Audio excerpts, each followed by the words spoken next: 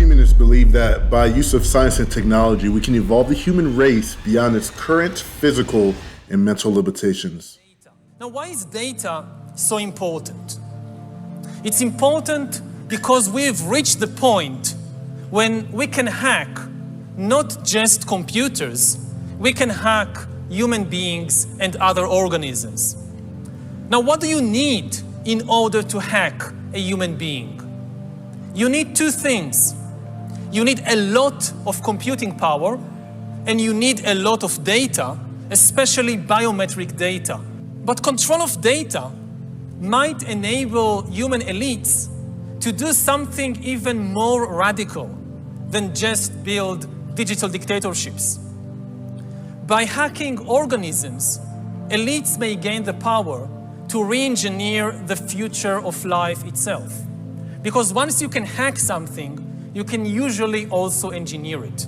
What's good, folks? Welcome back to The Furnished Mind. And remember, Christ is King, always. So billionaires want to use tech to enhance our abilities. The outcomes could change what it means to be human. This topic is at no surprise. Obviously, with the death of truth in our Western societies, and we now live in a postmodern world where truth is relative to whoever you're speaking with. One of the definitions that we lost in our society was, what does it mean to be human? We no longer have a working definition of what it means to be a human being. And the results have been catastrophic. Not only do we not know what it means to be human, we don't know what it means to be a man, and we no longer understand what it means to be a woman. But we're starting to get to see the blueprint. They're making all the information publicly available to us, and we're understanding now the direction that they want to take our not just our nation, but the world. Surveillance, people could look back in 100 years and identify the coronavirus epidemic as the moment when a new regime of surveillance took over, especially surveillance under the skin, which I think is maybe the most important development of the 21st century, is this ability to hack human beings, to go under the skin, collect biometric data, analyze it, and understand people better than they understand themselves. This, I believe, is maybe the most important event of the 21st century. Many prominent people in the tech industry have talked about the increasing convergence between humans and machines in coming decades. For example, Elon has reportedly said he wants humans to merge with AI to achieve a symbiosis with artificial intelligence. His company Neuralink aims to facilitate this convergence so that humans won't be left behind as technology advances in the future. While people with disabilities would be near-term recipients of these innovations, some believe technologies like this could be used to enhance abilities for everyone. These aims are inspired by an idea called Trans-Humanism, the belief that we should use science and technology to radically enhance human capabilities and seek to direct our own evolutionary path. Disease, aging, and death are all realities Trans-humanists wish to end, alongside dramatically increasing our cognitive, emotional, and physical capacities. Transhumanists often advocate for the three supers of superintelligence, super longevity, and super happiness, the last referring to ways of achieving lasting happiness. There are many different views among the transhumanist community of what our ongoing evolution should look like. So of course, that's a lot to take in already.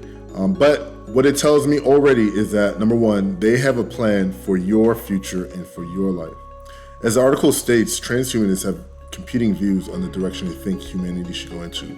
So this has nothing to do with the direction that you want for your life and whatever evolutionary benefits that you want to receive. They're saying they're going to dictate the path that all of humanity eventually will go down. This is not a democratic process. They're not taking in questions from the localities. They're just saying this is what we're going to determine to be right for our planet. We're going to eliminate disease. We're going to eliminate any kind of physical defects, mental defects, any cognitive decline. All of those will be eradicated. But at what cost? And that cost is going to be basically the freedom that you and I individually share. We're no longer going to be able to pursue happiness to the definitions that we acquired for ourselves, but it's going to be the happiness that they decide and they define according to their metrics.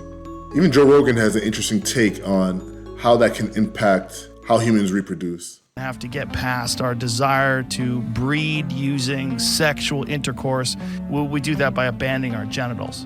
And people will eventually breed just by some sort of genetic manipulation. Oh, you think we'll stop fucking? Yes. Yes, Really? I think that's what the aliens are. When you see aliens, they're almost there. You never see an alien with a giant dick. Like, what's up? I've never Come seen down here an to alien. fuck everybody. But alien, like the archetypal alien. If you go back to like Neanderthal, right? They were this hulkish, covered in hair, super muscular, dense, thick bones. And then you go to the modern man. Modern man, like the average person that works in an office, are fucking. This is like where the human body is going, and then it eventually will transcend that to become some sort of hybrid of machine and biology. So you subscribe to we're going to be like trans-humanoid, I think is the term. Yes, transhumanists. And yeah. some people say we already are with our phone. Yeah, like- we already are. We're already Yeah. some sort of a cyborg.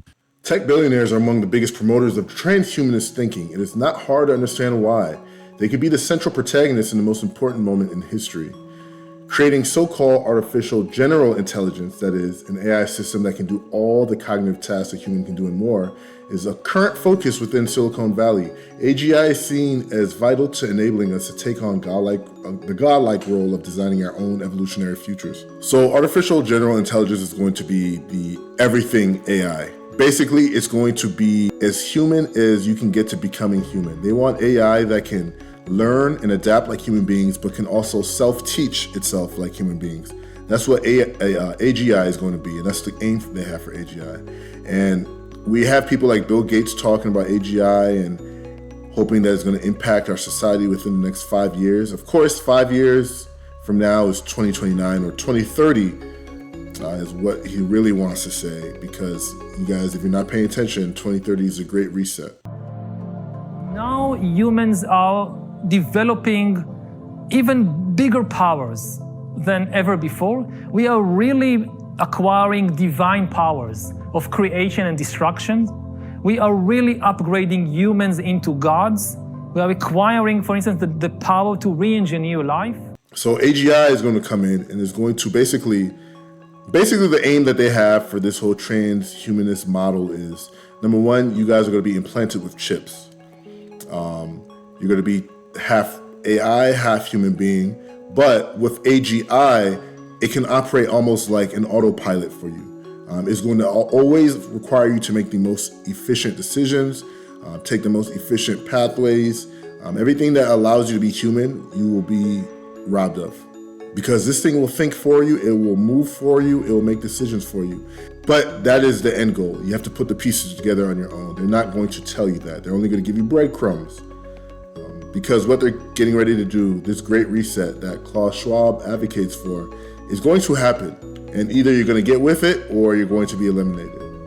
With that being said, here we have Yuval Noah Harari. Now, the reason I'm bringing him up is because he is a major player in terms of advocating for transhumanism. So Noah is basically the right-hand man of Klaus Schwab of the World Economic Forum, which is an NGO that's responsible for shifting the views and ideologies of all our world leaders.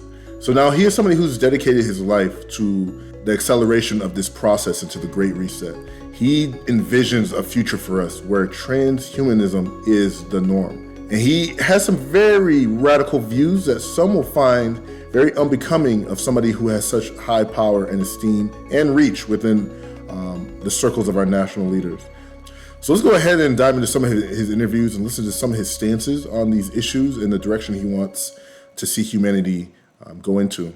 Don't have any answer in the Bible what to do when humans are no longer useful to the economy.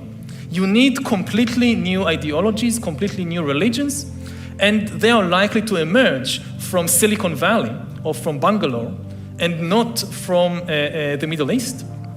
And they are likely to give people visions based on technology. Everything that the old religions promised, happiness and justice and even eternal life, but here on earth with the help of technology and not after death with the help of some supernatural being. What are humans for? As far as we know, for nothing.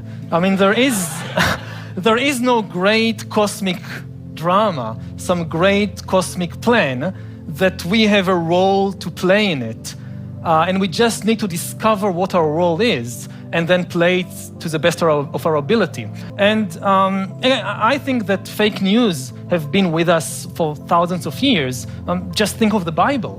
But there is a concern. One option that some people talk about is that only a catastrophe can shake humankind and open the path to a real system of global governance. And they say that we can't do it before the catastrophe, but we need to start laying the foundations so that when the disasters strike, we can react quickly.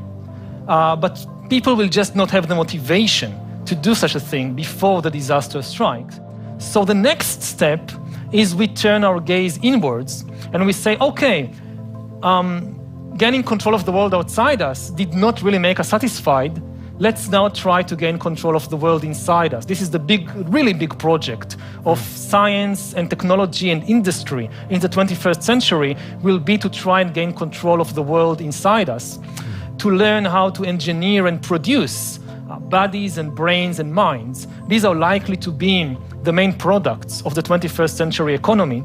When people think about the future, very often they think in terms, oh, I want to gain control of my body and of my brain. And I think that's very dangerous. Humans are now hackable animals. You know, the whole idea that humans have, you know, they have this soul or spirit and they have free will, that's over. Today, we have the technology to hack human beings on a massive scale. Yeah, I mean, everything is being digitalized, everything is being monitored. In this time of crisis, you have to follow science. It's often said that you should never allow a good crisis to go to waste, because a crisis is an opportunity to also do good reforms that in normal times people will never agree to. But in a crisis, you see, we have no chance. So let's do it. Vaccine won't help us go the to vaccine the next, of course. will help us, of course. It will make things, you know, more manageable. The easiest people to manipulate are the people who believe in free will, because you manipulate them, and they don't even suspect, because hey, I chose it because this is my free will. We need some kind of global loyalty and global identity. Earth will be populated or even dominated by entities that are not organic, that they don't breathe, they don't have emotions. Like the potential of AI is much, much bigger than any historical revolution. It's really a biological revolution. And the big political and economic question of the 21st century will be, what do we need humans for? Or at least, what do we need so many humans for? Do you have an answer in the book? At present, the best guess we have is keep them happy with drugs and computer games. Good evening, Mr. Harari. Thank you so much for sharing your thoughts with us tonight. My question indeed is a bit more personal. You've called yourself a prophet tonight, or you use the word. I repeatedly denied. Yeah, well. Listen, guys, at the end of the day, I hope everyone's paying attention. Transhumanism is something that they will force upon the general population. Now, whether or not when that day comes, we'll still have 8 billion people on Earth, that's up for discussion. Obviously, we understand that there's a globalist depopulation agenda. Of course, they want to depopulate the world to about 500 million people, as was stated on the Georgia Guidestones and publicly stated by Bill Gates himself. In the Bible, it talks about in the end times, there's going to be a third of the population that's wiped out. And there are just a lot of contributing factors that lead us to believe that there's going to be something that causes a depopulation, a great depopulation that the world's never seen before. With that being said, you guys let me know your thoughts on it in the comments. Let me know what you think in terms of transhumanism. Is this a force for good? Is this actually a violation of human rights and ethics? You guys like, comment, and subscribe. Remember, Christ is King. Deuces.